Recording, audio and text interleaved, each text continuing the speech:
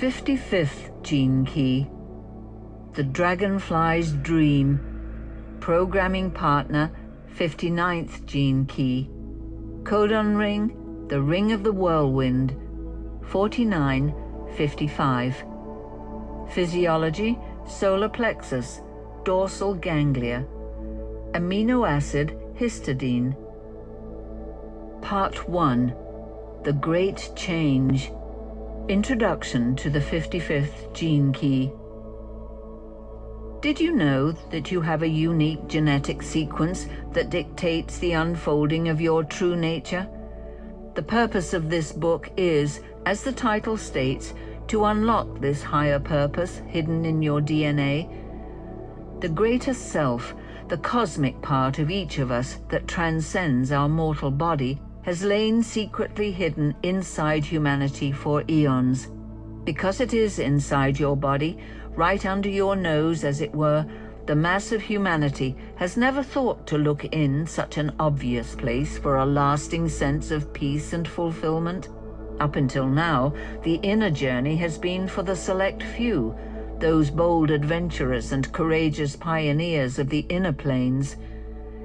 Because of this, our true divinity has seemed far away from the common man, whose more immediate concern has been to survive and manage life in the external world. All of this is about to change. As you travel through the many layers of frequency within this book, you will begin to have an idea of how rich, how beautiful, and how diverse is the journey to awakening. In the myths of all cultures, keys have been left that speak to us about the coming time of the great change. Humanity is feeling this change now because it is taking place now. Within a relatively short evolutionary period, the world we are living in will be transformed into a world that most of us would consider pure fantasy. You are alive at a deeply romantic moment. It is the moment in which the prince kisses Sleeping Beauty, and suddenly she fully awakens. And as she awakens, the world is transformed. This great change is the central theme woven into every single sentence in this book. If you are listening to these words, your inner guidance has seen fit to remind you of this extraordinary prescient event, either to confirm or trigger your own personal process of awakening. Therefore, allow yourself to confirm your own journey, which has brought you to this exact point in time, right now as you hear these words. We human beings are following different vectors through time and space, and each of our paths must at some time converge at this single point deep inside the body. There is a place inside your DNA whose sole purpose is to trigger this awakening. The 55th Gene Key describes this place, but more than that, it allows you to contemplate and quicken the actual process of awakening. The 55th Gene Key and its sister transmission, the 22nd Gene Key, embody the most potent and profound message in this book. The 55th describes the evolutionary force moving from matter to spirit, and the 22nd describes the involutionary force moving from spirit to matter. Together, these two gene keys capture the quintessence of the great change. As you hear the words and ideas behind this gene key, allow them to burrow into the deepest recesses inside your being. There are dormant memory codes inside you that are specifically designed to be activated and awakened by this transmission. As you allow it to penetrate, you might like to note the feelings, thoughts, and impulses that stir inside you. Even if you feel resistance to this gene key, that too should be allowed and respected. Awakening is a process with its own mysterious timing and sequence. Therefore, I invite you to breathe deeply, perhaps allowing yourself a deep sigh from time to time, and above all, please enjoy your flight into this wonderful world where romance becomes reality. Welcome to the heart of the Gene Keys transmission. The 55th shadow, victimization, Indra's net. The 55th gene key and the mythical journey from its shadow to its siddhi truly form the heart of this entire work on the 64 gene keys. There is no more poignant nor contemporary note sounded within the whole genetic matrix than this odyssey through the seething underworld of victim mentality and out into the pure, clear air of freedom. Of all the gene keys, this is the one we humans most long for, and this is the gift we will soon be given at a collective level. The entire reason behind the timing of this work on the 64 gene keys lies here within the 55th shadow. It has been the theme of humanity since the development of the human neocortex gave us our capacity for self-reflective consciousness. It is the theme of the victim. The 55th shadow of victimization and its programming partner, the 59th shadow of dishonesty, program all human beings at a cellular level to a single effect. They ensure that every individual becomes his or her own worst enemy. There is a universal law, colloquially known as what goes around comes around, and it is this law that the 55th shadow fails to see. The essence of this universal law is expressed through the famous biblical axiom, "As you sow, so shall you reap." These timeless cliches are generally interpreted as applying only to the surface of life rather than to the deeper energetics. It often appears that many who succeed in life in fact do so to the detriment of those around them. Likewise, the most innocent and open-hearted people can be beset by terrible trials that appear to have no explanation. Thus it can seem on the surface that "as you sow, so shall you reap" has little or no substance, and it is generally relegated to the realms of folk wisdom. Because of this tendency only to see the surface of things, the mass consciousness of humanity misses one of the deepest secrets of life. On an energetic level, you truly do always reap exactly as you sow. It simply takes longer for this to become apparent in the material dimension. The highest expression of the 59th siddhi is the quality of transparency, and as transparency testifies, in the end you cannot hide from yourself. Thus, the key to the 55th shadow and its transcendence depends upon one factor: your attitude. It is not about what happens to you, it is about how you handle it. Losing attitude. There are really only two dimensions to the concept of attitude. You either behave as though you are a victim of circumstance, or you take full responsibility for your situation.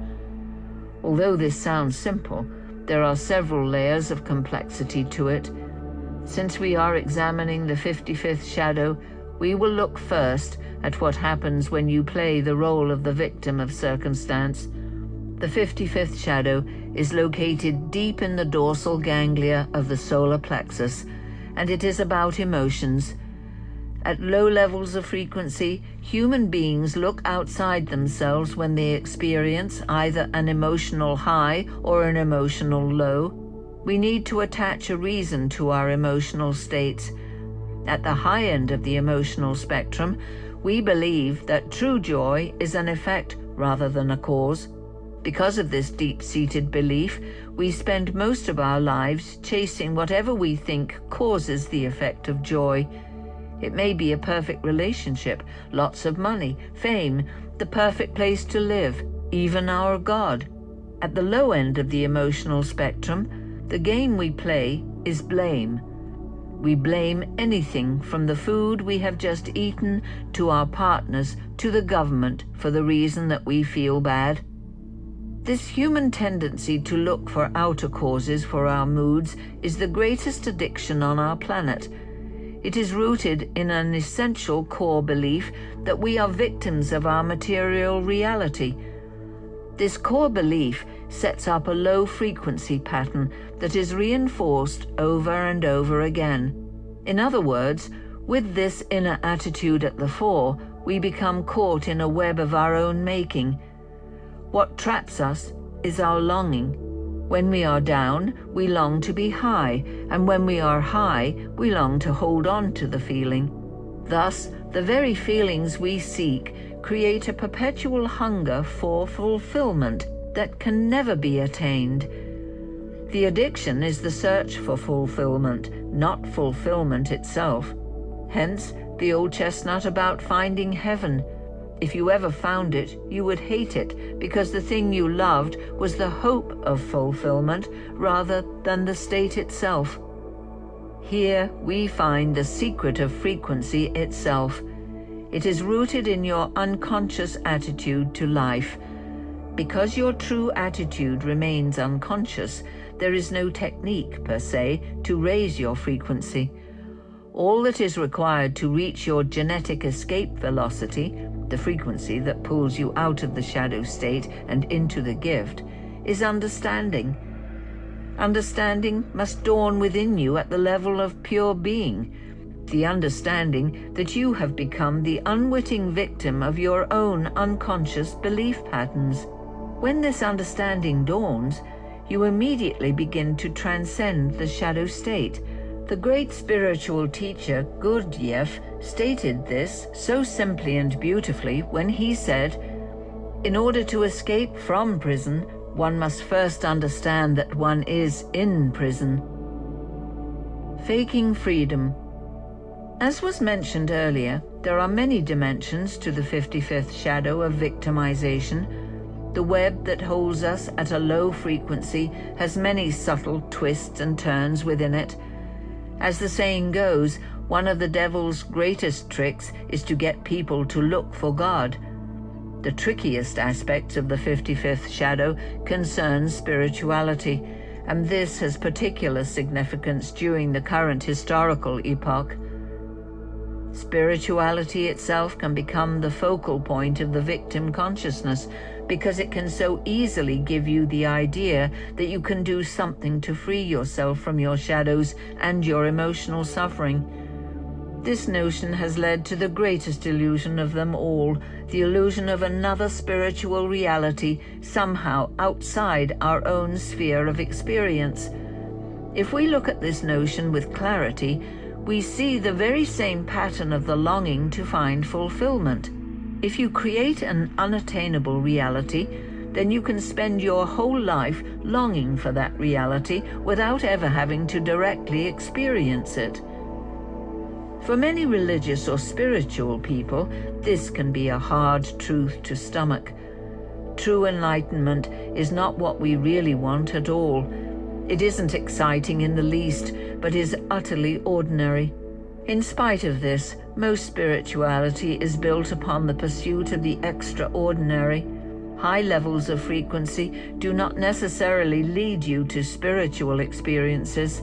In fact, high levels of frequency tear down the very illusion that there is such a thing as spiritual experience. In the contemporary New Age culture, spiritual materialism is rife. That is to say, people now have a brand new drug called the pursuit of truth. It is important to understand that there is nothing wrong with any of these things. If you are drawn to seek something higher, then something is pushing through you, leading you somewhere. If you follow it through to its natural conclusion, it will reveal your true path in the end. For some people, seeking is a direct path to transcendence, but for others, it simply serves as a distraction that draws them further away from their true nature. The 55th shadow prevents the spiritual seeker from following their urge through to its natural conclusion. It does this by identifying either with the form of the teaching, or with the teacher, or with the path itself.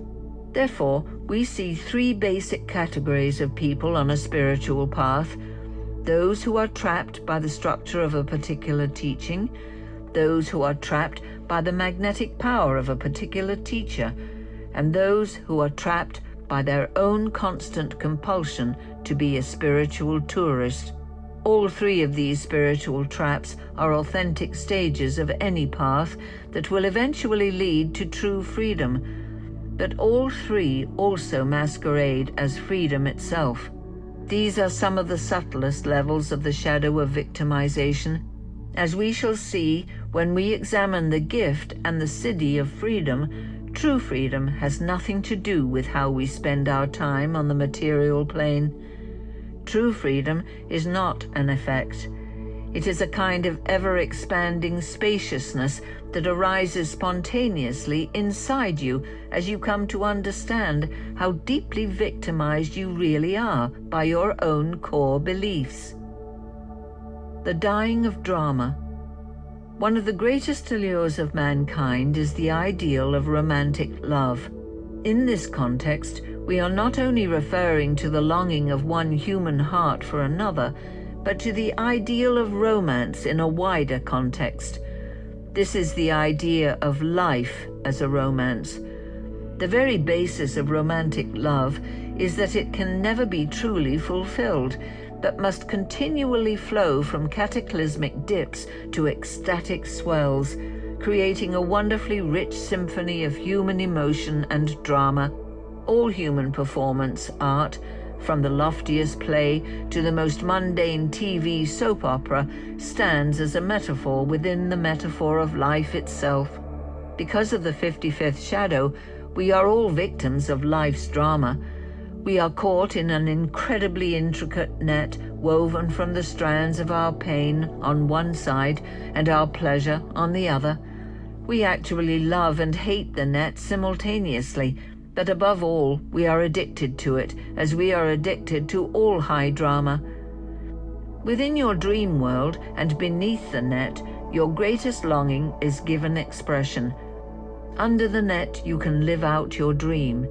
You can soar, dance, weep, suffer, and above all, you can love. And yet, your love within the net is a deeply limited love, a love that never escapes the confines of its own illusions.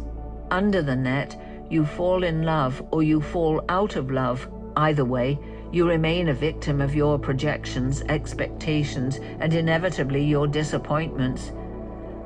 The net cast by the 55th shadow choreographs the ebb and flow of your breath patterns as you rise and fall on life's melodies. Sometimes you sink into melancholy and your whole life force seems to come to a halt. Your breathing itself becomes thinner. At other times, you fly on a sudden mood swing and your heart beats faster and your breathing fills your chest to bursting. This is what we believe freedom to be. In between the extremes, melodies give way to cadences, shifts in tempo give way to phrases, notes, trills, pauses, and every conceivable kind of feeling.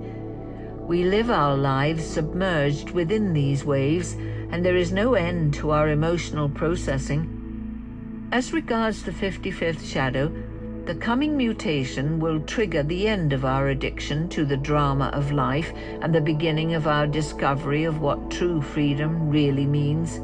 At its core, the 55th shadow conceals the longing of consciousness to return to its own unity, although this is most commonly expressed as the romantic longing for the perfect soulmate. There is a wonderful Hindu myth known as Indra's net, in which the cosmos is seen as an infinite lattice with a jewel at every junction in the net. Within each individual jewel, every other jewel is perfectly reflected. The 55th shadow casts a veil over these jewels, thereby keeping humanity trapped within the net and unable to experience the unity of all things. With the coming shift, our awareness will finally be able to slip through the strands of the emotional net that has kept us in a state of victimization for so long. In doing so, we will glimpse for the first time the truth of our collective unity shimmering in every one of Indra's endless jewels. The solar plexus, the second brain. The emotional matrix of the 55th shadow lies within the domain of the solar plexus region in the human body. The massive complex of nerve ganglia in this area has often been referred to as the second brain. It operates independently from the cranial brain through its continual governance of vascular and visceral functions within the body. The sheer voltage of our emotional states, particularly at their extremes, far outweighs the subtle cognitive processes of reason that we hold in such high regard and which emanate from the cranial brain. Relatively little is known about the exact nature of the neurocircuitry within the solar plexus or about its mechanics and true capabilities. What we do know is that despite our best efforts, our emotions have more power over us than our minds, and the world around us continually testifies to this fact. The reawakening of the solar plexus, the riddle of the eons. Much of the 55th gene key transmission concerns the future of our species as it moves through the great change, and as such, it is a profoundly prophetic piece of writing. However, one of the greatest pieces of the puzzle is actually found in our very distant past. Generations of mythologists, folklorists, archaeologists, mystics, and historians have spoken of another race of human beings that existed before our modern recorded history. Indeed, all our great human myths and fairy tales are encoded with information about a lost golden age that was extinguished or lost in some form of vast cataclysm, deluge, or flood. To the psychologist, these myths have always been seen as metaphorical and archetypal psychic yearnings to return to the security of the womb. But what if they are actually folk memories held within our ancestral DNA? The 55th gene key has much to say about this. Although many ancient cultures have devised methods of mapping vast spans and cycles of time, one pattern holds true at the simplest and most mythical level: the trinary pattern. Every great work of art or allegorical story has, at its core, this archetypal trinary time flow, which divides all human narrative, internal and external, into threes. Woven into the very structure of the human psyche is a profound resonance to these fundamental patterns. There is always some kind of initial fall from grace, followed by a journey of discovery and trial, culminating in a final redemptive victory. When we apply this mapping to the whole of human evolution, we see our human story depicted as three great eons, vast spans of time marked by four major leaps in consciousness. The three eons and their evolutionary stages. The three eons and their four turning points describe the evolutionary arc of our entire planetary consciousness.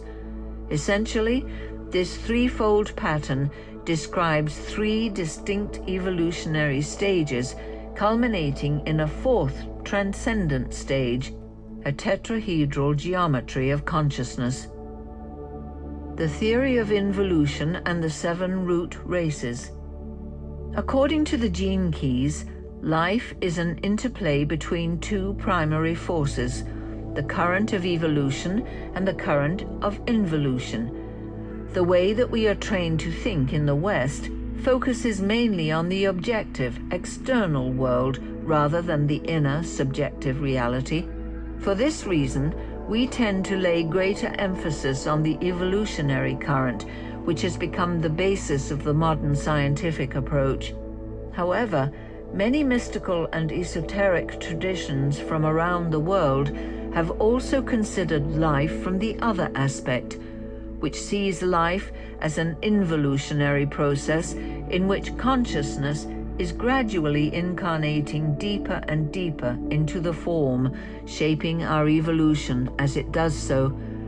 This view, known as emanationism, holds that at every stage of our planetary and personal evolution, there is an unfolding hidden purpose which reveals itself in successive steps. As divine life involutes, so human and earth life evolves, and as we strive upwards in our consciousness towards the higher frequencies, so we are able to draw them down into our lives on the material plane. Within the greater pattern of the 3 eons lies another pattern based on 7 substages, known as the 7 root races. In this theory of involution, each root race represents a major stage in our planetary development. In esoteric tradition, the root races are often seen as literal races of human beings who preceded our modern human. Within the gene keys synthesis, the root races are viewed as the unveiling of the subtle layers of the living spirit of Gaia, our Earth. In other words, from the involutionary perspective, all aspects of the form of our planet, and indeed our universe, are seen as being imbued with levels of consciousness, from the densest mineral to the subtlest gas. The earliest root races thus represent the subtlest forms of divine consciousness as it steps down its frequency in order to enter into physical manifestations, the first eon. At a certain point in the evolutionary story of our planet, consciousness enters so deeply into the material realm that it forgets itself entirely, the second eon. Then comes the remembering and the mythic return to paradise as consciousness transforms the material realm, integrating all dimensions back into itself, thus completing its epic evolutionary arc, the third eon. The 7 root races and their corresponding planes of reality. The 7 root races also relate directly to the 7 planes of reality and the 7 subtle bodies of the aura, thus giving us both a narrative and a timeline for the involutionary stages of consciousness. For more information on the 7 sacred bodies and their corresponding planes, you can listen to the 22nd gene key. The first root race, the Polarian monadic plane.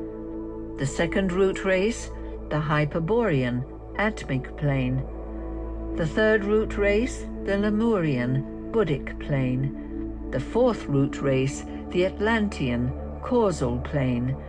The fifth root race, the Aryan mental plane.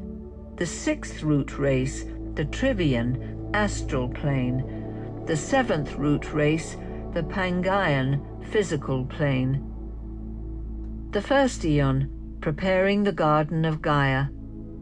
The first 2 root races, known as the Polarian and Hyperborean, represent the crystallization of the form of the Earth itself. In other words, they span the time period in which our planet actually formed. Corresponding to the monadic body, the ultimate source of divinity, the Polarian root race represents divine idea or will before it descends into form and experiences separation. The second root race, the Hyperborean, relates to the atmic body, which is the body of light. This refers to the coalescing of our planet out of the minerals and elements from the sun. This phase includes the formation of the Earth's atmosphere and the gradual refining of its elements and gases until our planet was able to support life. It was during these first phases of our evolution that the constituent elements of all planetary life were endowed with subtle forms of consciousness. In some traditions, these are known as the angels of the elements and the devas of the mineral realm. The second eon, the flowering and the fall. The third root race, known as the Lemurian, represents the birth of animate life as it emerged from the waters and populated the earth. This was the Eden phase in which divine essence manifested its superabundance as all the kingdoms of nature. The Lemurian consciousness of our planet was and still remains a single unified being existing on the Buddhic plane, known as the plane of ecstasy. This is also the plane of many of the Devic realms, the manifestations of consciousness inherent in all living forms. It was during the Lemurian phase that the first human beings were conceived and born. The fourth root race, the Atlantean, represents humanity before the fall. This race of human beings, sometimes known as the Adamic race, is little more than a dim memory to modern human beings. We modern humans were separated from our true source by a series of cataclysms which have become mythically known as the Fall. The truth of this fall has been handed down by our indigenous cultures through their stories and creation myths, which have, in turn, found their way into our modern cultures and beliefs.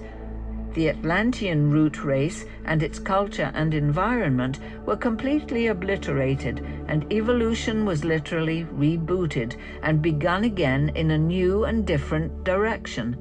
However, Atlantean consciousness existed and still exists on the causal plane, which is the plane of the archetypes, the quantum language that lies beyond the logical mind. The original Atlantean consciousness, unlike the modern human, was centered in the solar plexus and did not experience itself as separate from the source of all life, but was the very heart and mind of Gaia herself. The third eon, the fifth race, and the Kali Yuga. In every great tale there must be a fall.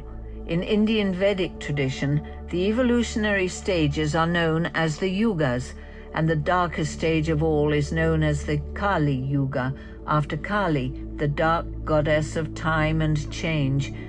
Our current root race, the Aryan, is now coming towards the end of the Kali Yuga, the epoch after the fall. The Aryan consciousness exists on the mental plane, and our main instrument of awareness is our continually evolving brain. Ironically, our greatest gift, our ability to reason, gives us the illusion that we are separate from each other and from our environment. However, the third eon is about the long walk home. Ever since we fell from grace, we humans have been seeking the way home. We seek through science, we seek through religion, and above all, we seek through love. The Great Change and the Sixth Race. The time of the Great Change is now upon us. As the fifth root race prepares to give way to the sixth root race, the Trivian, time itself appears to be speeding up. The sixth race has long been prophesied by mystics and sages. Corresponding to the involution of divine essence into the astral plane, the realm of emotion and desire, the sixth race will bring transformation to our entire planet. As divine consciousness continues to descend deeper and deeper into form, it reveals its true nature. The coming epoch will see the sublimation of human sexuality and desire into unconditional love. The sixth race will be triggered through the 55th gene key and its mutation within the solar plexus center, the seat of human emotion. The Trivian race heralds the reawakening of this center and will allow human beings to experience once again the universal quantum field connecting all beings. This reawakening is not a retrograde movement into a past golden age, but a new integration of the three lower planes, the physical, astral, and mental, into their higher counterparts, the causal, Buddhic, and Atmic. The seventh and final root race, the Pangaean, really lies beyond words. It represents the integration of all the kingdoms of Gaia into one single vibrating presence. It is where spirit and matter become one, and where the divine monadic essence shines through the physical plane, allowing it to ascend. It is the kingdom of heaven coming to earth. The ending of the trilogy and the return to Eden. Humanity and our whole planetary consciousness now stands at its greatest threshold to date, the final phase of the trilogy and the eventual resolution of the riddle of the eons. This is such a rare event in the unfolding of consciousness that it brings about vast shifts at every level of life. What is coming seems so fantastic that our minds cannot stretch far enough to encompass such a reality. As our fairy tales tell us, the third time is the charm and always brings redemption. Indeed, all our great myths, films, romances, and dramas culminate with some form of synthesis. Without this synthesis, our hearts feel incomplete. It is always at the very end, when we have all but given up hope of redemption, that liberation comes. It comes in a great tidal rush, playing out as a trinary pattern of testing and release that is so familiar to us that we ever find ourselves yearning for that happy ending. We yearn for it so deeply because it is stamped within the genetic structure of all life forms in our galaxy, and because it is in our DNA, our final destiny must and will be to witness the rebirth of Eden and live peacefully in the garden forever and ever after. Repressive and reactive patterns of the 55th shadow. Repressive nature, complaining. The 55th shadow of victimization has two main forms of expression. The repressive nature manifests as complaining. Complaining is an unconscious mindset in which one makes oneself the central victim within one's own drama. Every time one complains, outwardly or internally, one effectively disempowers oneself. The repressive nature tends to complain inwardly, taking a pessimistic view of life, whereas the reactive nature tends towards finding a specific external target to blame. When one gets caught in the frequency of complaining, one is caught in the net of the drama of life, the Maya. The energy of the complaint itself serves to strengthen the illusion that life is so very hard. Apart from reinforcing itself in this way, complaining also causes sustained general wear on our physical organism. Freedom occurs when we see through our deepest unconscious patterns to the heart of this energetic. Reactive nature, blaming. The other common form taken by the 55th shadow is blame. The reactive nature externalizes its complaints by specifically blaming something or someone else. When we blame another, we fire an arrow that removes self-responsibility for our situation. In this sense, we invest aspects of ourselves within other beings, giving away our true power and presence. All blame is an expression of anger projected outwardly, but in this sense it is not pure. Pure anger is a release of the primal energy of fear that may be triggered by an external source, yet does not target that source. The moment one blames another, one is again the victim of one's own drama. It is impossible to blame another for one's fate and simultaneously realize that one is simply an actor in a play. The very act of seeing through the seriousness of life releases the energy of blame.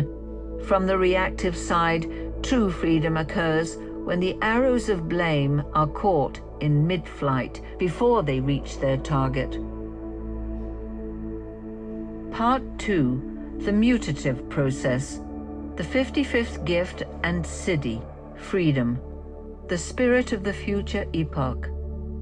Contemplation of the 55th gift inevitably leads one to ponder the future of humanity and of our planet.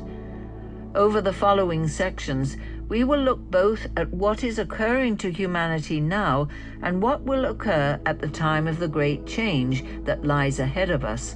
In listening to the codes contained in the 64 gene keys, of less importance are the details of the unfolding of this great change.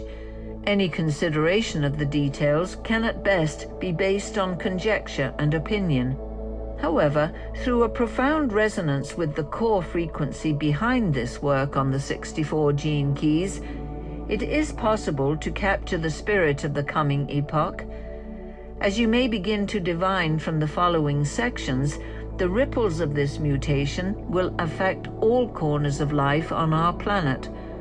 The other factor to bear in mind concerning the coming change is the speed at which it will overtake us.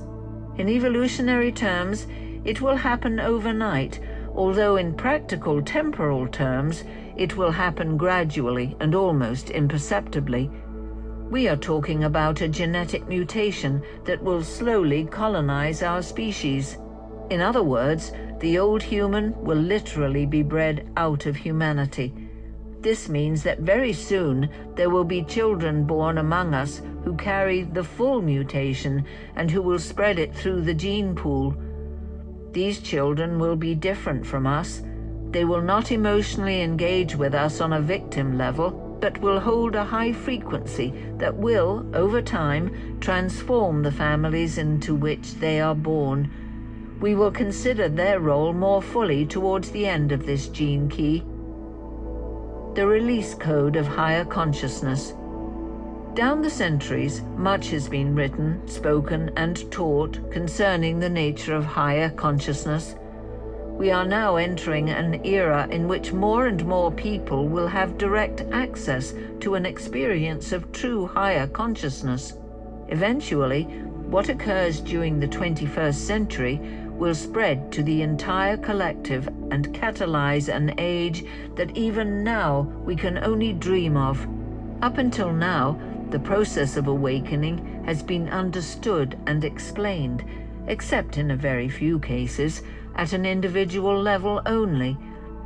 Teachers, sages, and gurus have communicated their truths in a style suited to individuals. The emphasis has almost always been, how can I awaken? Two main elements within this question are now rapidly passing their sell-by date. The first is the question of how. As we shall see, the 55th gene key will bring an end to the question of how. Secondly, the individual element of I will be gradually phased out by the coming changes to humanity. We are entering the age of we. Only when we have fully absorbed the truth that humanity is one collective we will the final irony be delivered to us as we once again become a deeply mystical collective I. A vast and dynamic change in the form of a genetic cellular mutation is coming to human beings. It is being triggered by this 55th gene key and its related amino acid, histidine. At a chemical level, your own body is in the process of preparing for this mutation as you listen to these words. The process is underway at a collective level too, and not a single human being is immune to it. At its highest level, the 55th gene key is the release code for higher consciousness. There are many profound implications to this process, and there is a specific sequence to its unfolding. As we examine this gene key in further depth, we shall try to look ahead to the kinds of changes we are facing and how they may affect us, both as individuals and as society in general. The pivoting of awareness. Within the spectrum of consciousness, the linguistic matrix underpinning the 64 gene keys, the 55th gift is unique. When you look down the columns of words that represent the frequencies of each gift and siddhi, you will see that the word for the 55th gift, freedom, is the same as the word for the siddhi. This is the only place in the spectrum where this occurs, and it has very great import. The 55th gift is a pivot around which human awareness is launching a new faculty, the ability to travel through physical space. This development will change everything about the world as we know it. Once awareness has been set free in this way, what we have previously seen as higher consciousness will become our ordinary state. This is why the word for the siddhi and the gift are the same. The spectrum of consciousness itself will be torn open from this point, and one by one, each of the gifts will be freed from its shadow and will merge with its highest potential in the siddhi. As the shadow energy rises up to the gift, so the siddhic energy descends to the gift. It is as though the genetic wheel of fortune is going to ratchet into a whole new gear the moment it reaches a specific cog in its path. This cog is the 55th gift. From that moment on, a new force will enter the world with new laws and new ramifications for us all. Up until now in human history, awareness has been confined to the individual human form. We experience awareness as movement, as feeling, and as thought. Unless someone reaches a heightened or siddhic state, they cannot access awareness outside of their body. However, throughout history, expanded awareness has spontaneously flowered in certain human beings, giving us a taste of our future. In a siddhic state of consciousness, awareness is the connective tissue between organisms.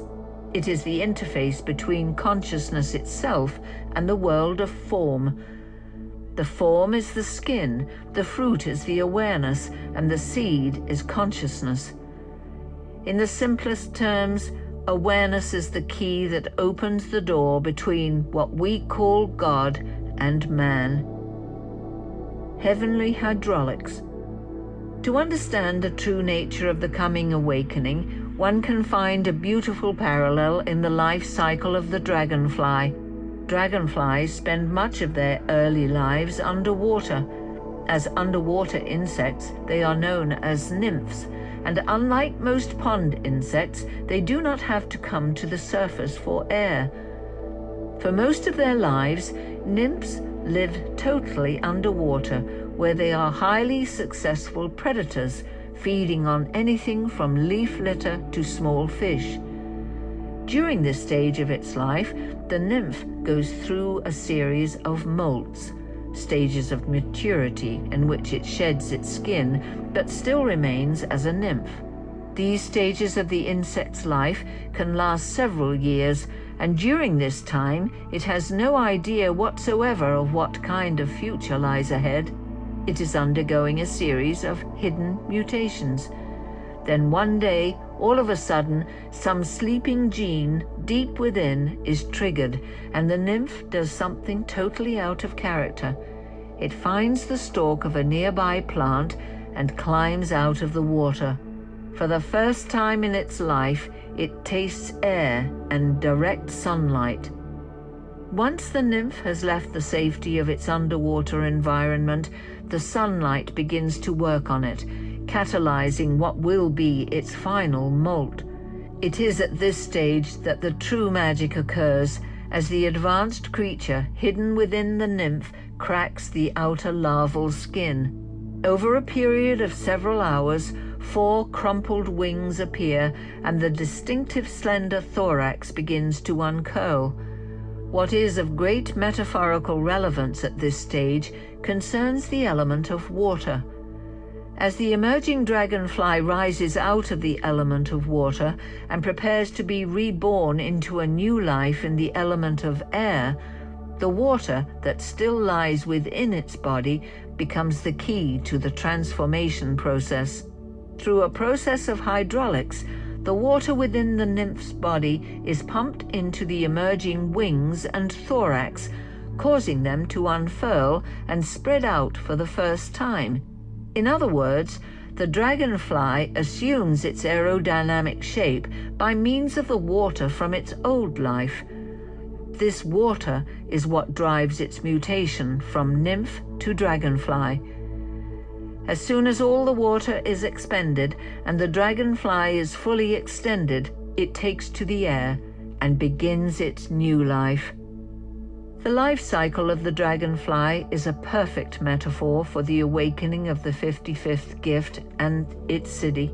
The raw energy of your emotions becomes the vehicle for the unfurling of your future awareness, and once that awareness is born, your life exists forever on a higher plane. This metaphor also shows us that as a species, we must dive deeply into the emotional field, where we will go through a series of mutations of which we are generally unaware. Whilst we exist in the world of emotions, we will have little inkling of the life that lies ahead of us. When the 55th shadow finally mutates fully, the collective awakening will truly begin in earnest. The early stages of the awakening sequence. We will examine the specific timing and sequence of this awakening at the end of the section. At present, in relation to the dragonfly metaphor, we are in the stages of climbing up the stem, out of the water and into the sunlight. The world genetic stage is in the full sway of this drama, and because of this, it can be a deeply confusing time. You may already be having glimpses and premonitions of what is to come as your body and psyche becomes the battlefield for this mutative process. Particularly if you carry the 55th gift as one of your prime gifts, you may be highly susceptible to wild fluctuations in your normal rhythms, energy patterns, and emotions. This is a deep process of integration that will last a considerable time, but that will gradually become more stable. The early stages of the awakening, up until 2012, are set to be the most volatile phase of the process.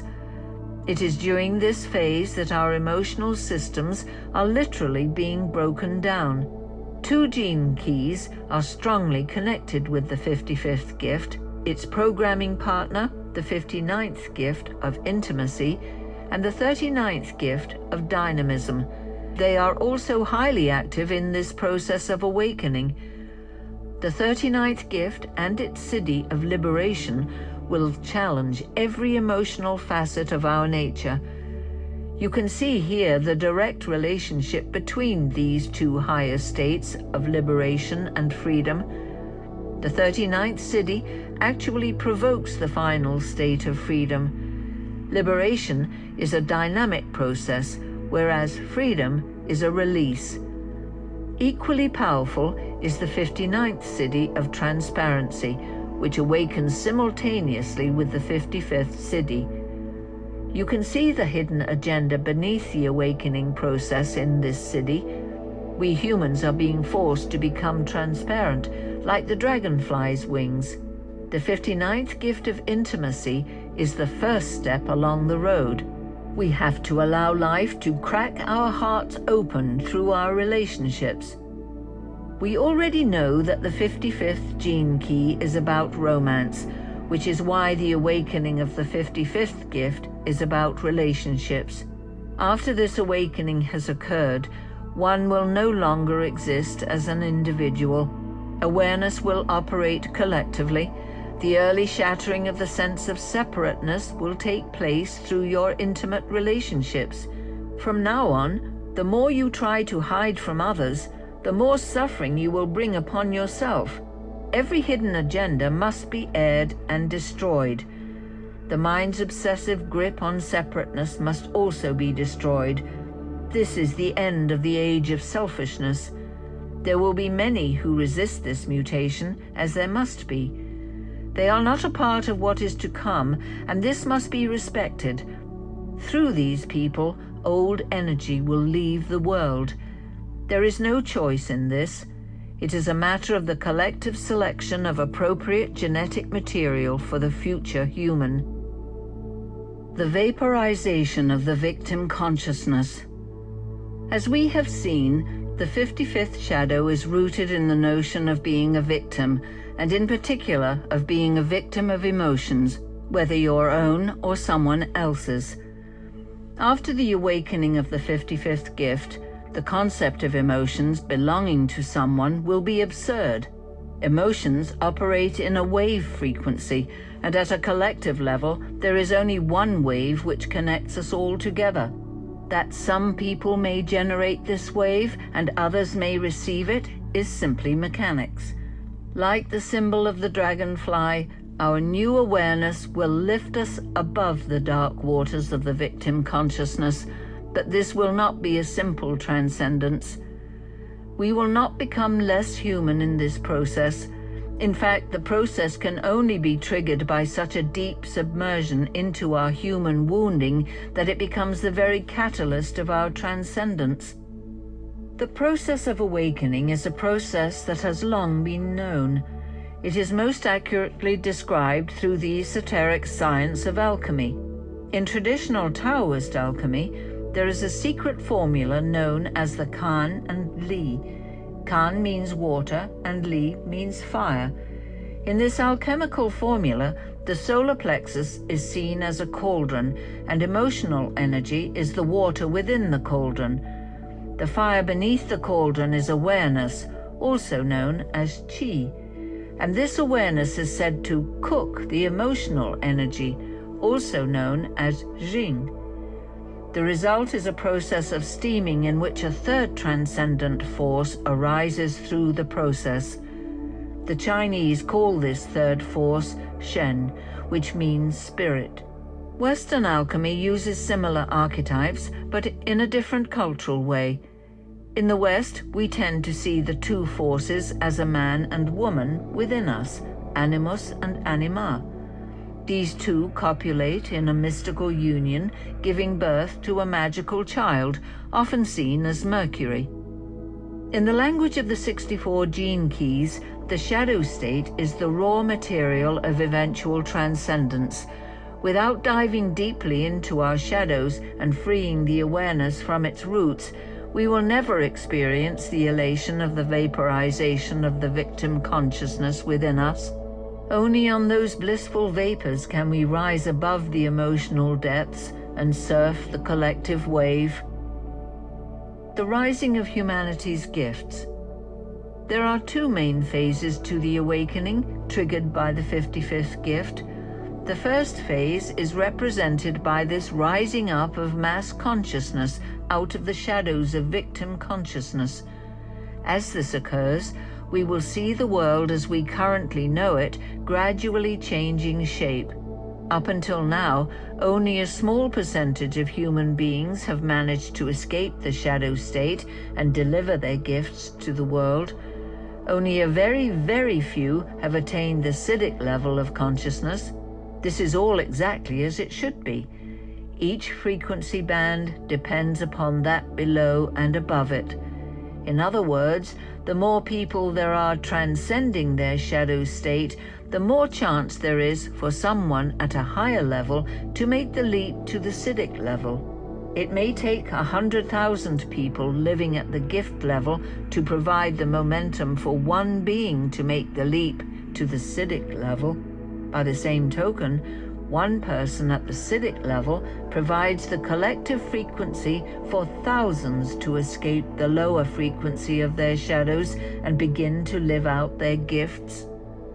When a person is freed from the shadow state, they become a creative conduit for life itself. They also begin to fulfill their true destiny within the whole. The final destiny of the whole is represented by the 50th Siddhi and the 6th Siddhi, harmony and peace. This means that as a person begins to do what they love to do in life, they begin to co-create these conditions on the physical plane. As a process, this may take hundreds or even thousands of years to reach its final phase. When it does, like the dragonfly, our entire planet will mutate to its next phase of evolution in another reality, represented by the 28th Siddhi of immortality. This word freedom is truly a dimensionless word. As we begin this process of transcending our shadows, miracles can occur in our lives. Freedom is the spirit of the 55th gift. It is the spirit of humanity. As your awareness stretches, the spirit of freedom breaks down the barriers in your life. The fractal lines open all around you, and energy that was lying choked in a certain dimension suddenly precipitates unforeseen beneficial circumstances in your life. Every aspect of your life is interconnected, so a breakthrough at the source of your being will ripple out into all areas, some that you perhaps didn't even remember existed. The threefold awakening sequence. In part 1 of this gene key, we looked at the threefold pattern inherent to all universal rhythms, and we charted this through the evolutionary phases of the 3 eons and our current subphase known as the 333, which holds the master genetic sequence for closing the eons. In the last 20 years or so, the world has indeed undergone vast changes in its inner structure. As we move through this incredible portal, we can identify 3 distinct dates or markers that set the trajectory of the process of planetary awakening and fusion. These markers are points of shift written into the vibrational score of our evolution. They are 1987, the harmonic convergence, 2012, the melodic resonance, and 2027, the rhythmic symphony. These 3 phases of harmony, melody, and rhythm form the imprinting field for the complete restructuring of all vibrational life on our planet. 1987, harmonic convergence. Much has been said of the harmonic convergence. It represented a crossing over point in consciousness in which an unprecedented event occurred. Triggered by a supernova within a neighboring galaxy, 1987 bore witness to the beginning of the age of synthesis. A series of unprecedented celestial alignments made possible a shift in human brain chemistry, allowing us to finally perceive the unifying truth behind all the great teachings of the ages. It is important to understand that these marker points are not events, but ongoing developmental processes. The harmonic convergence is still taking place today on many levels as huge previously separate spheres of human endeavor come together. We are now seeing the beginning of the synthesis of all the human sciences and arts, of the left brain and the right brain, of the male and the female, of the East and the West. The harmony is, as the great sage Heraclitus said, a hidden harmony, but it is now becoming increasingly more apparent. 2012, melodic resonance. As the most talked about date in recent times, there is not much left unsaid about 2012. Let us then put it in the context of this threefold awakening sequence. In metaphorical language, 1987 was the gestation period, 2012 is the birth, and 2027 is the coming to fruition of the new order. The real meaning of melody is rooted in the understanding of romance. Melody is the aspect of music that catches the emotional breath and causes human beings to dream. 2012 marks the alignment of humanity as a single organism through the breath and the reawakened awareness of the solar plexus center. Whatever deep dreams and longings you hold inside you will be seeded and locked in by this date as we come into resonance with the heart of humanity through the reawakening of the Atlantean Edenic awareness. 2012 also marks a dividing line in human evolution. If by this date you are not in resonance with the dream that is moving into form, your DNA will be locked out of the story. This is in fact a perfectly natural occurrence. Much of current human DNA must be phased out in order for a new form to be constructed. Therefore, over several generations, we will see a great number of old patterns leaving our world. For some considerable time, this means that we may have the appearance of 2 separate realities existing simultaneously, those who are still living within the old systems and those who are building the new ones. 2027, Rhythmic Symphony. Many different mystics and ancient calendar systems have long predicted the great turning point of human evolution coming to a climax in this current age. The human design system, one of the great systems that laid the foundation for this work on the 64 gene keys, uses the 64 codes of the ancient I Ching as a kind of genetic clock to measure the timing of potential future mutations in human DNA. As a genetic clock, it predicts that a huge genetic mutation will sweep through the solar plexus system of humanity beginning in the year 2027. As such, the year 2027 is a difficult year to put into words. The coming consciousness shift will be an implosion of extremely high-frequency Siddhic consciousness. Certainly after this date, nothing will ever be the same again. Beginning in the year 2027, our planet will begin a gradual process of falling silent into a state of awe. Between 2012 and 2027, a core awakening fractal of humanity will lay the foundations of a new world that will, over many generations, reshape this planet from the inside out. Old systems will crumble as the new order arises unscathed within their midst. This time will mark the phase of recreating Eden, which never left this planet, but remained as an energetic blueprint. Harmony and melody will be synthesized here into a divine universal rhythm. For the first time, humanity will hear and be the virtuoso soloist in the great symphony of the spheres. At a certain point in our future, beyond 2027, we will finally discover the wonder of simply being. There really will be nothing left to do on Earth but enjoy the garden, something our species has not yet managed to do. Part 3. The Manifestations. The Marriage of the Sacred Couple. As we touched upon previously, the coming shift will precipitate the end of the age of the individual I and the beginning of the age of the collective we. There are multiple stages in this process, and the first stage concerns a major shift in the frequency of relationships on our planet. The awakening will bring many new phenomena into the world, one of which we have always dreamed of but never yet attained, the ideal of the sacred marriage.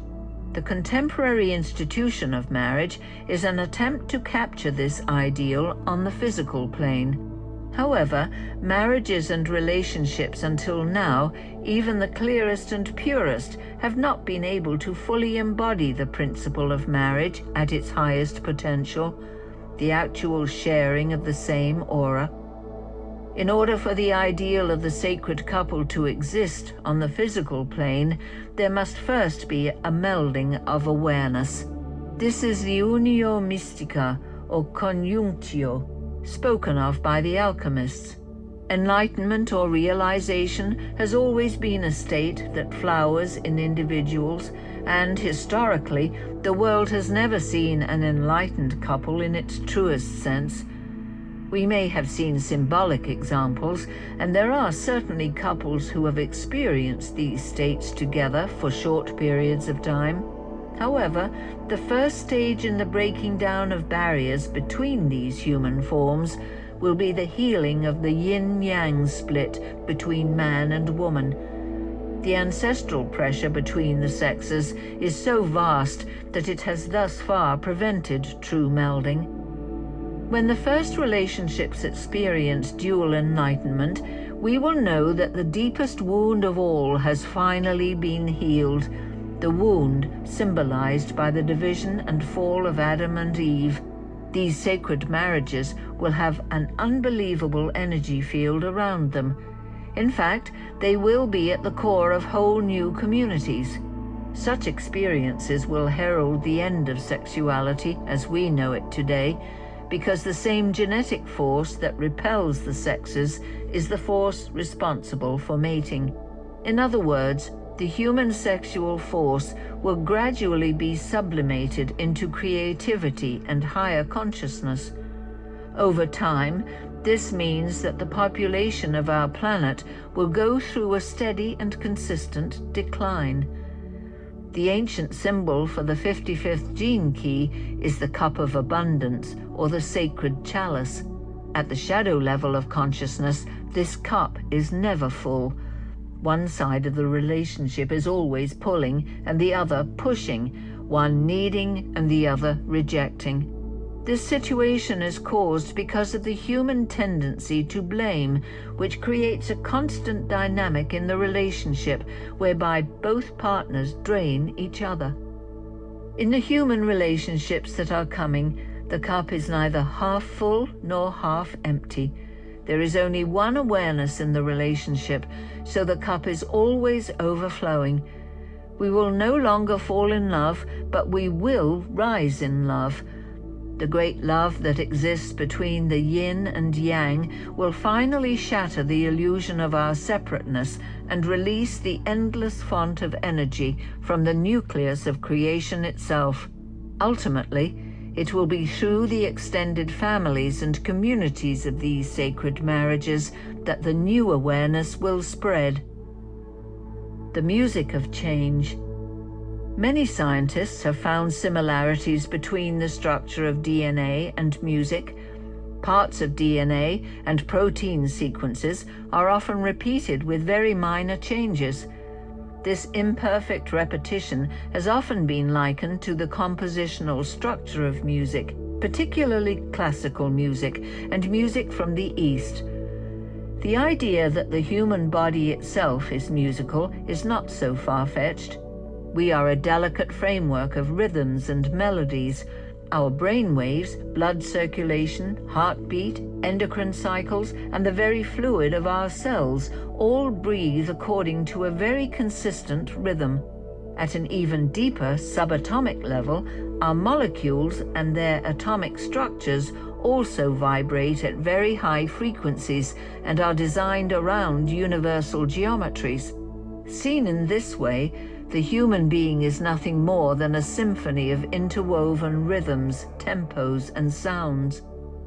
The 55th gift is deeply connected to sound and the way in which our bodies and emotions respond to sound.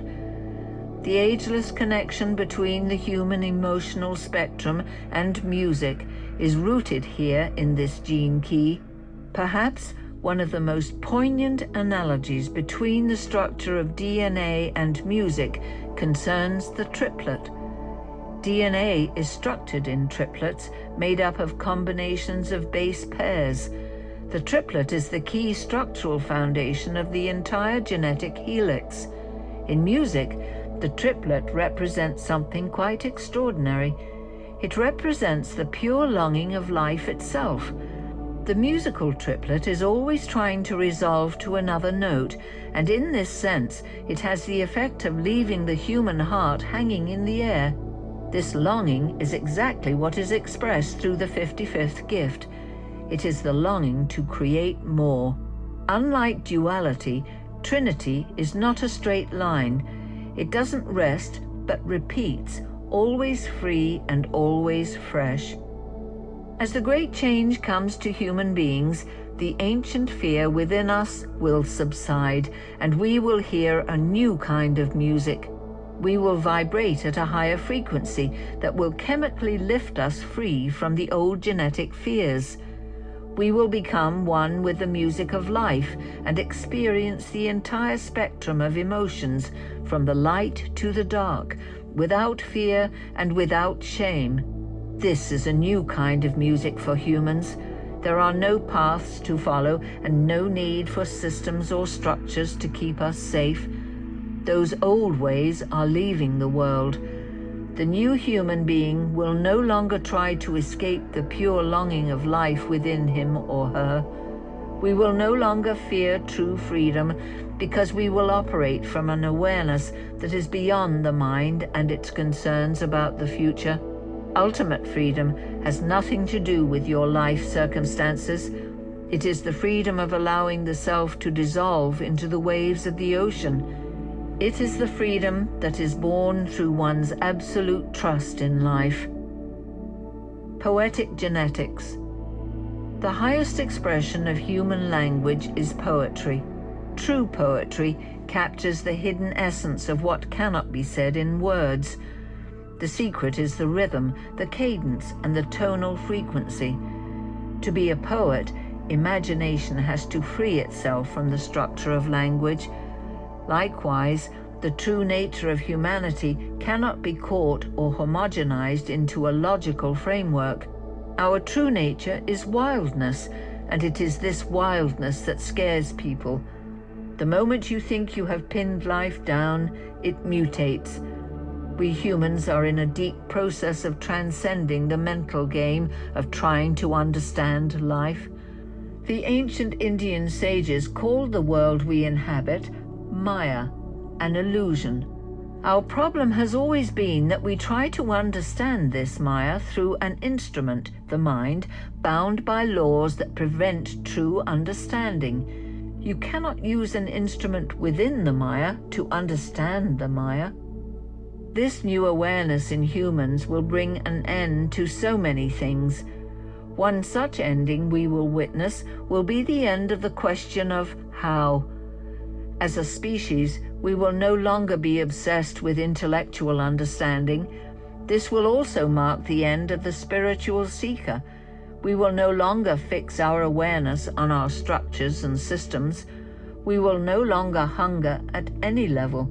Like the poet or the musician, we will enter into the mystery itself. Humanity is actually at the very early stages of transcending our genetics. As our consciousness begins to rise up on the pure awareness of our emotional system, we will finally see through the veil that has long held us captive. Once we are free from our minds in this way, we can truly create great poetry of our lives. We are entering into an era of great beauty. It will be a transcendent era in which creativity will rule, and life itself will be experienced as art. The possible and likely effects of future genetic mutation. As we transit into this coming phase, particularly in the years following 2027, there are many things about the world that will change. Because of the nature of mutation, there will be sudden quantum leaps that are followed by long periods of integration. All change on a social level takes time, and some of these phases may last hundreds of years. Physical changes. The secret of the 55th gift at a physiological level lies in a single element, salt. Salt has long been known for its purifying properties and its ability to leach toxins from the body.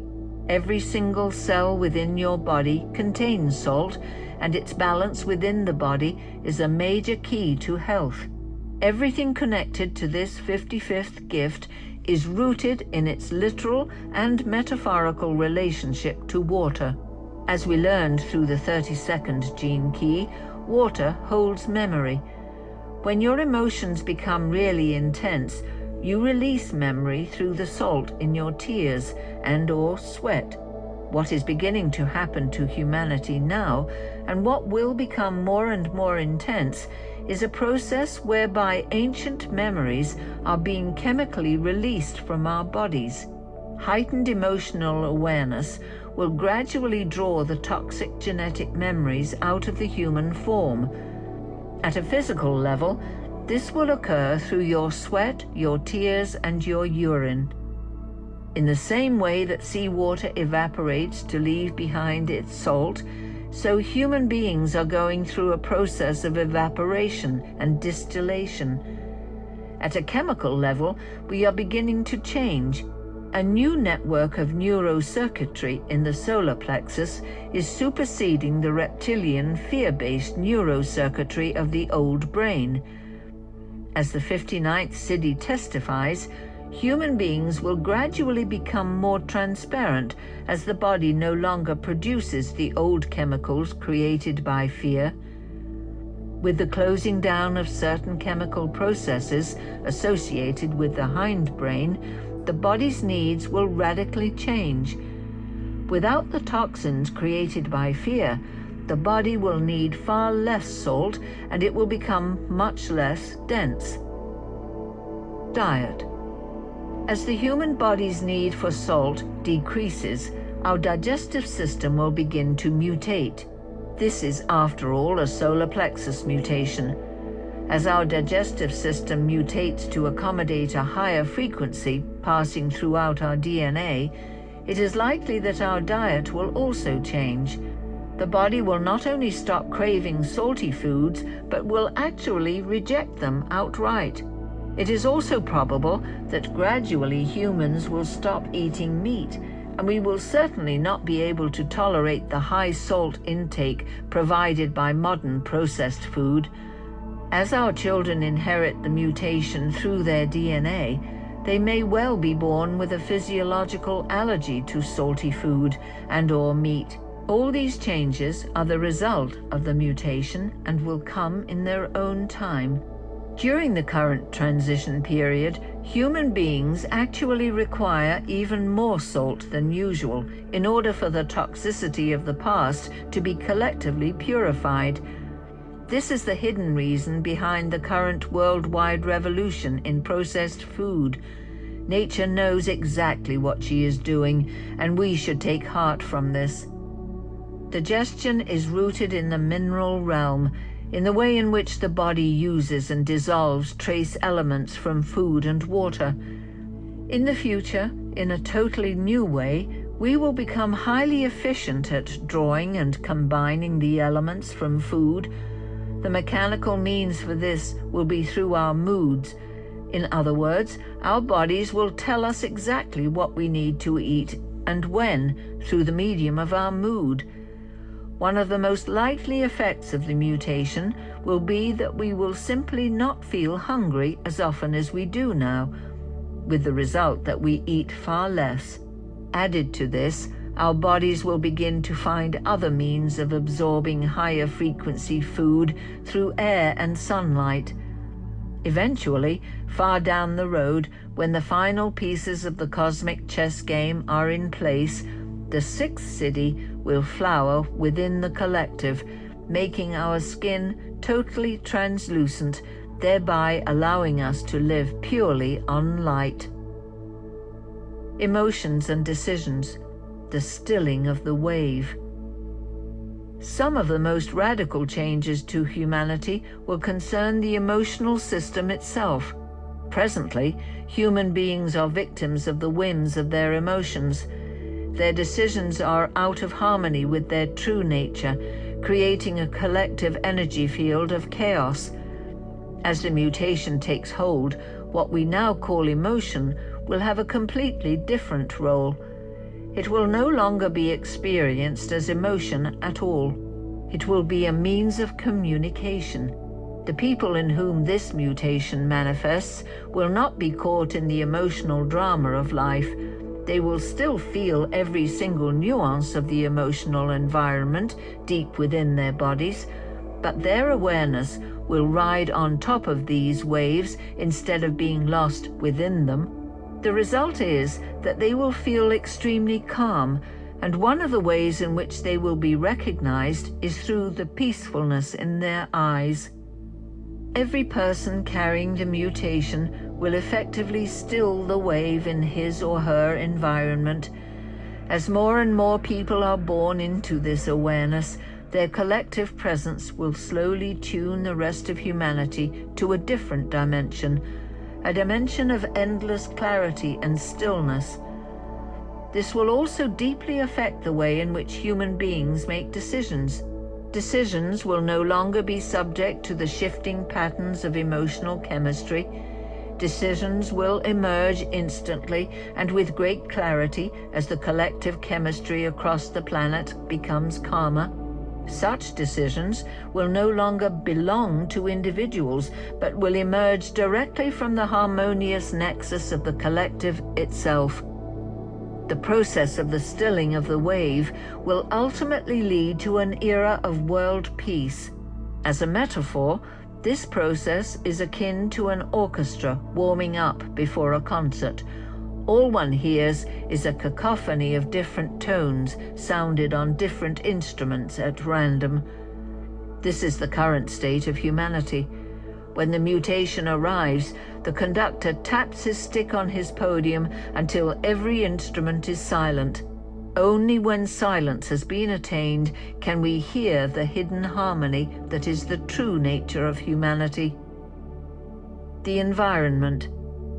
Many people today are very concerned about the environment of our planet and the great damage that is occurring due to the huge pressures of globalization. Before we look at the good news that lies ahead of us, it is important to understand why humanity currently appears to be causing such damage to itself. To understand such things, one has to look at the bigger picture.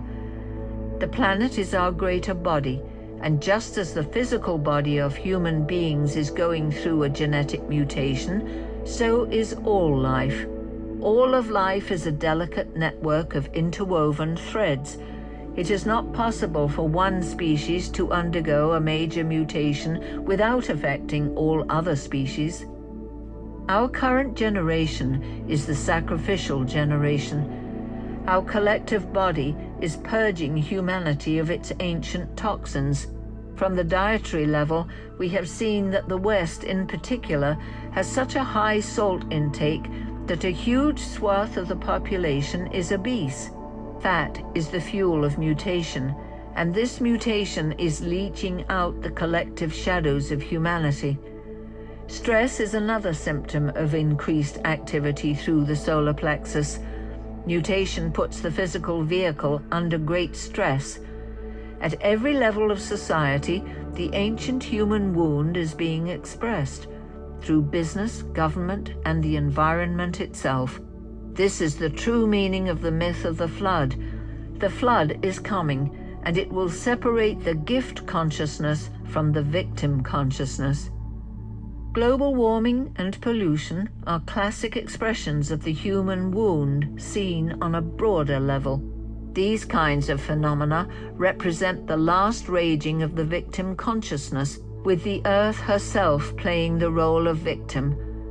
There is enormous collective fear surrounding the issue of what we are doing to our environment, but the irony is that if humanity were not in the grip of this world mutation, we would inevitably destroy ourselves. The rising of the 55th gift as a physical genetic mutation is literally creating a new species. As our spirit settles and our awareness allows us to experience unity with each other, we will also experience unity with all creatures. The new awareness will particularly connect us to animals in a direct way, since their awareness already functions collectively. Although they carry different genetic equipment, their true nature is that of the 55th gift, freedom. Not only will we stop eating animals, but for the first time, we will experience ourselves as one with them. In everything we do, freedom will play the central role. A major key to the future will be the huge decrease in human population that occurs due to the shift in frequency of the emotional and sexual apparatus. The busy world we see today will fall silent. Huge tracts of the earth will be reclaimed by wilderness. The sense of space and freedom that is the essence of our planet will return. As we have seen, the nature of freedom is wildness. We will not have to do anything to heal the planet. There simply will not be enough of us to do harm, so nature will find her own wild balance. The animals will be free to roam, the plants and forests will be free to spread and blossom, and man will be free to enjoy simply being alive. The very force that has driven man to where he is now, the force of fear, will be gone. As we said earlier, it is always difficult to foresee the details of what life will look like in our future. What we can see is the spirit of the age. It is more than likely that man will continue to harness the incredible technology he has thus far created, and with the rising of our inherent gifts, we are bound to improve on it exponentially. The future will not be a retrogressive period of going back to our primal roots. It will be more a co-creative stewardship of nature. In essence, human beings have always been gardeners, and that is really our role in this planet, to complete the beauty of nature by adding our own spirit to it. The real work of transmutation at a planetary level will be done by the oceans. All the toxins created by man will find their way into the water cycle and over time be purified by the salt within the world's oceans. Once again, one can see the elemental power that lies behind this 55th gift, as well as the mystical meaning behind the coming age of Aquarius, the age of the water bearer. Future technology and the new science of synthesis. When contemplating humanity's potential future technologies and their use and effect on our world, we should bear in mind that the coming mutation will directly affect the way we think. Since our primary awareness is shifting to the solar plexus area, all future insights and breakthroughs in science will come from this awareness rather than from our logical mind. This will entirely change scientific approach. Instead of beginning with doubt and then working to resolve that doubt through scientific method, we will begin with certainty and use logic to confirm and deepen that certainty. This will give birth to a new era of science and technology, and the future science will be a science of synthesis. Science will work hand in hand with art, music, mythology, and psychology, and of particular importance, it will be rooted in the physical structure and understanding of the body.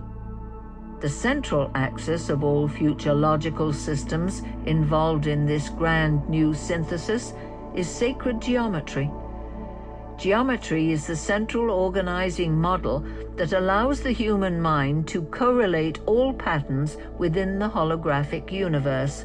For example, it is now being shown in advanced physics that the geometry of the 64 is not only present within the tetrahedral structure of DNA, but also underpins space-time itself, as well as being the foundation of music.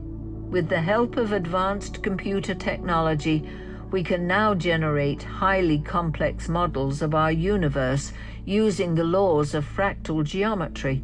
Using this geometry, it will become possible to unify all the sciences and arts into a single, integrated, cohesive whole. Such a synthesis can only be made possible through mass collaboration across a wide variety of fields of expertise. With our awareness opening up within the solar plexus, the new physics will set off in a completely new direction.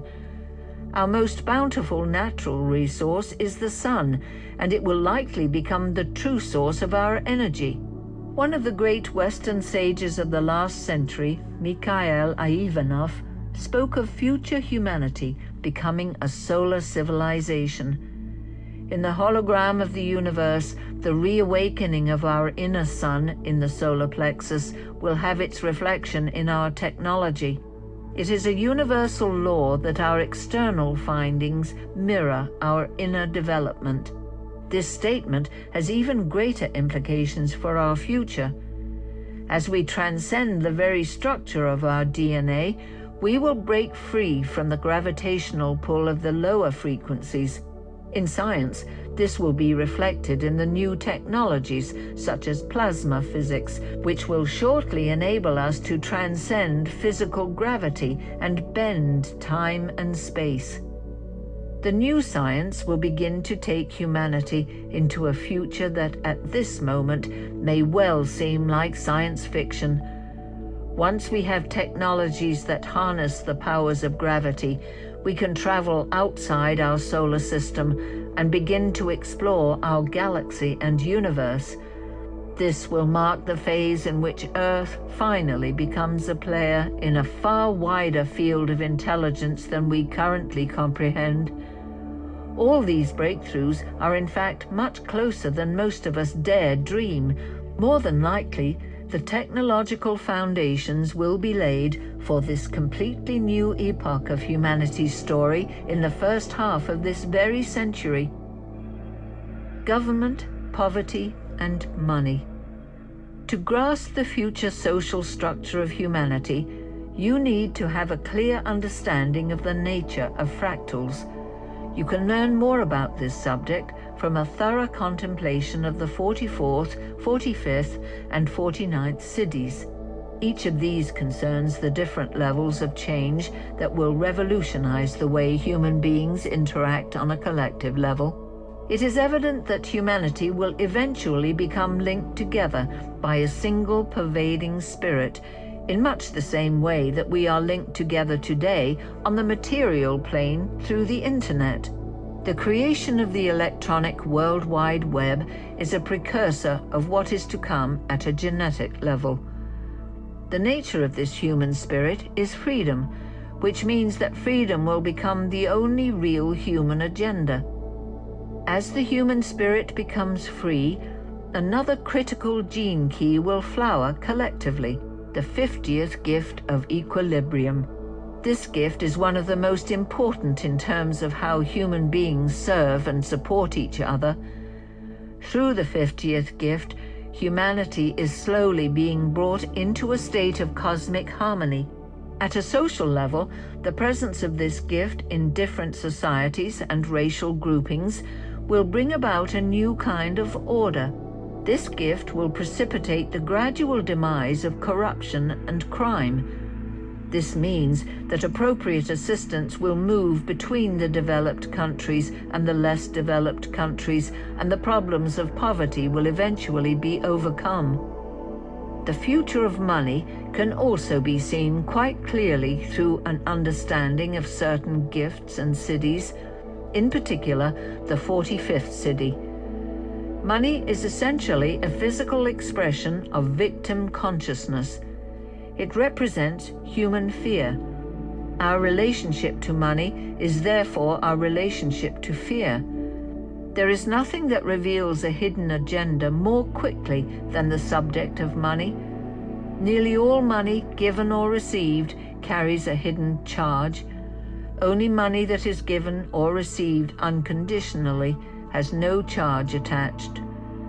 As money is handled in a cleaner way, it will become energetically laundered and manifest one of the great cosmic laws that to give is to receive. The most successful businesses of the future will be based upon the 45th gift of synergy. These kinds of businesses will no longer be based on competition and fear, but will be transparent and highly efficient. Greed and fear are actually highly inefficient. As the highest aspects of the 45th siddhi come into play, money itself will eventually come to an end. When this finally occurs, it will be the greatest symbol of true freedom that our planet has ever manifested, and it will inspire a worldwide celebration, the like of which has never been known. As we have seen, this 55th gene key is a part of the codon group called the Ring of the Whirlwind.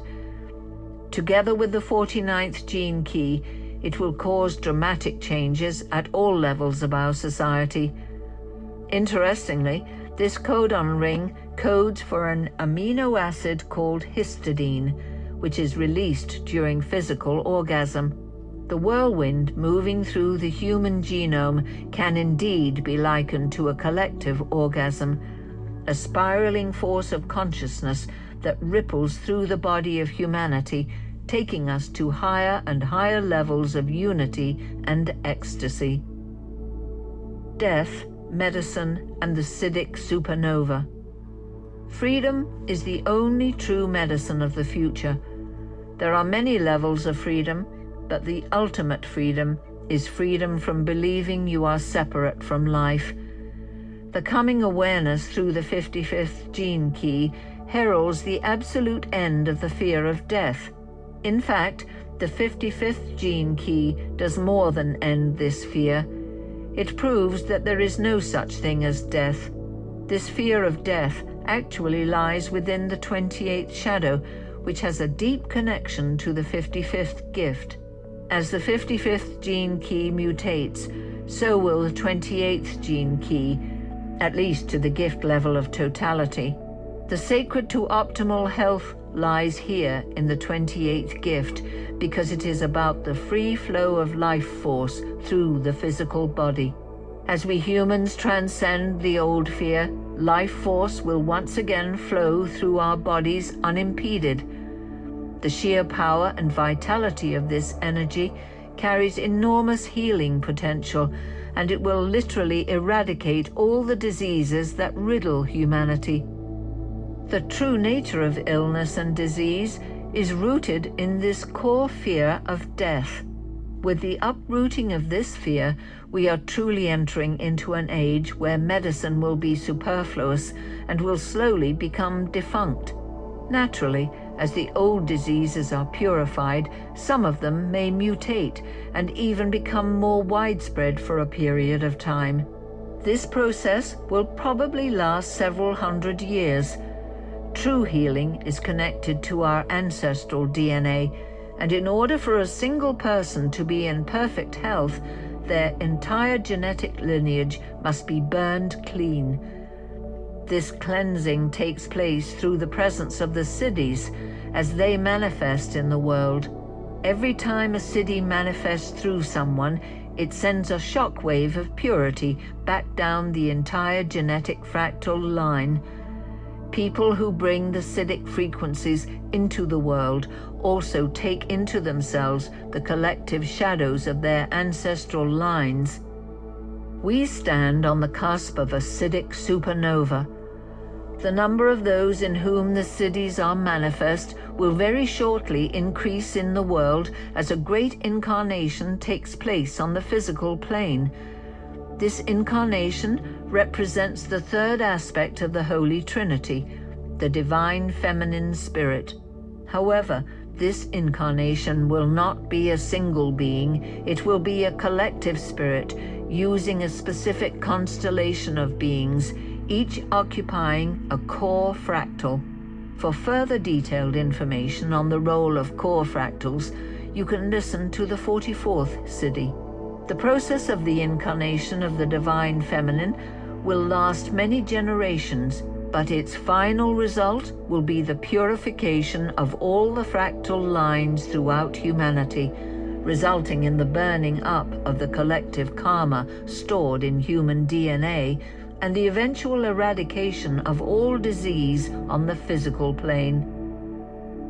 Children and education. The final area we will look at is in many ways the most important of all. It is our children who hold the future in their hands. Many of the young children coming into the world today are carrying the seed of the future mutation in their blood.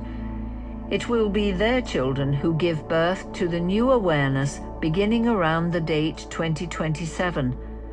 One of the amazing things about children is the clear and innocent way in which they process the emotional wave.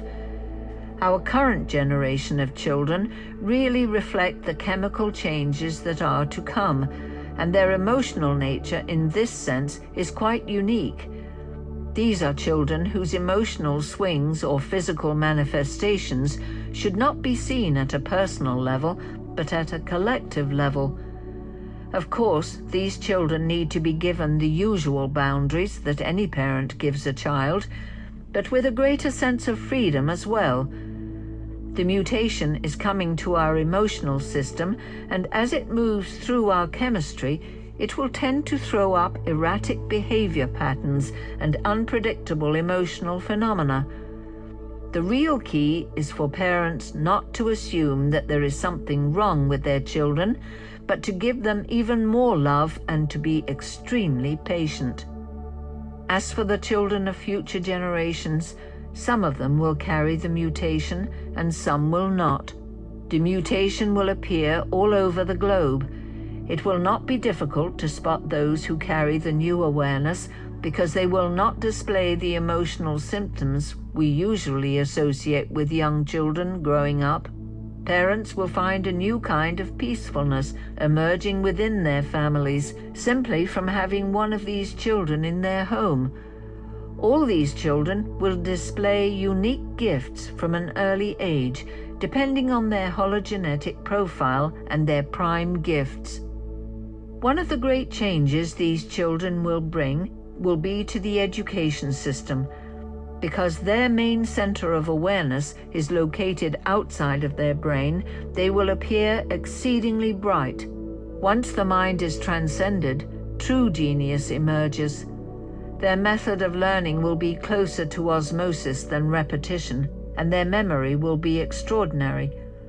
One might have the impression from all of this that these children will be very vulnerable within our existing society. However, this is not true. Because of their gifts, they will not require special treatment or schooling. On the contrary, they must integrate into normal life. Wherever they go, they will draw the experiences to them that allow them to further enhance their gifts. Their strength derives from their very transparency. They will be moved by a force so powerful that it is beyond our current understanding. It would be impossible for such children to ever feel alone or victimized. The presence of these children throughout society will reveal the limitations of existing educational systems. One of the practices from our past that may very likely make a comeback will be the system of apprenticeship, where children with specific talents become apprenticed to specific teachers and learn about life through the world rather than from behind a desk. At every level, the 55th gift of freedom will make itself known. For a child, freedom is about play. It is through play that a child learns about his or her world. Thus, it is likely that the children of the future will no longer be sent to schools at an early age, but will be given the amount of space they need to truly flourish. As these children grow up, they will initiate the first great pulse of the new epoch into the world. It is therefore imperative that they are fully integrated into the existing social structures of the planet. Many of them may become teachers themselves, or doctors, lawyers, business people, and other normal professionals. Because they can feel life at a holistic level, they will be able to introduce subtle reforms that create a ripple effect at all levels of society. Everything they touch will become more efficient. These will be people who hold absolutely no fear within their system, but can sense the fear in everyone else. This level of empathy will make them masters of relationships. Slowly and imperceptibly, these children and their children's children will transform our planet. As was mentioned earlier, higher consciousness is literally going to breed the victim consciousness out of humanity. Conclusion. All of this is an intuitive exploration into the archetypal codes contained in the 64 gene keys as seen through the lens of the 55th gene key. As such, it contains the frequencies of our common future rather than the specifics. It is the frequency lying behind the entire work on the 64 gene keys that is of prime importance. There are those who resonate fully with these frequencies and those who do not. This book is written for those of you who do resonate with such higher frequencies. Everybody has within their being a barometer of truth, and this manifests in different ways within different people. If you have felt the breath of truth within these words, then you are one who is ready to dive deeply into your own shadows and own them fully. Freedom comes at a price, and that price is transparency. You must own every negative feeling and tendency within you and take full responsibility for it. You must draw back the subtle arrows of blame, and you must locate every hidden vestige of fear within your being and embrace it without fear.